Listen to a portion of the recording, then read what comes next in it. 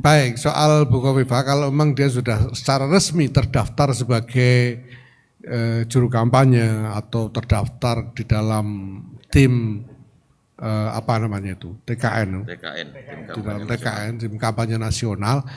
Kalau sudah terdaftar resmi maka dia harus nonaktif dari jabatannya sebagai Ketua Umum Muslimat NU karena Nahdlatul Ulama sudah menetapkan parameter dalam hal ini, yaitu bahwa pengurus-pengurus di lingkungan PBNU yang terlibat secara resmi di dalam tim kampanye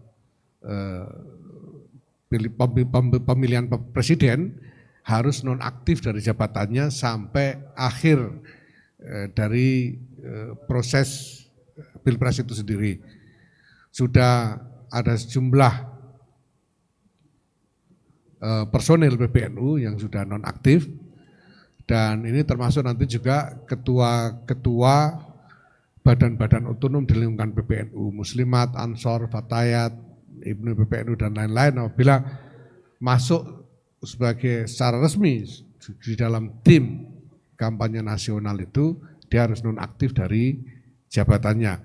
Sedangkan mereka yang menjadi calon dalam pemilu legislatif, kalau mereka ini adalah mandataris kepengurusan, yaitu ketua atau rois, harus mengundurkan diri dari kepengurusan.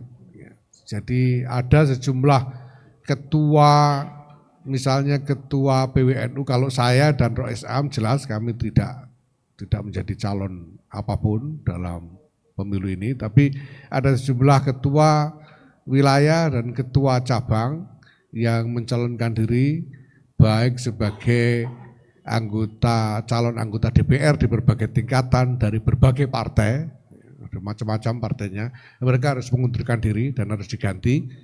Kemudian ada juga yang mencalonkan sebagai anggota DPD juga harus mengundurkan diri dan harus diganti. Parameternya seperti itu. Maka kalau pertanyaannya soal Bukovifa nanti kalau secara resmi, ya kalau sekarang beliau mengumumkan bahwa beliau menjadi juru kampanye, nah kita lihat kalau sudah resmi masuk di dalam tim kampanye, ya beliau harus nonaktif dari jabatannya sebagai Ketua Umum Muslimat.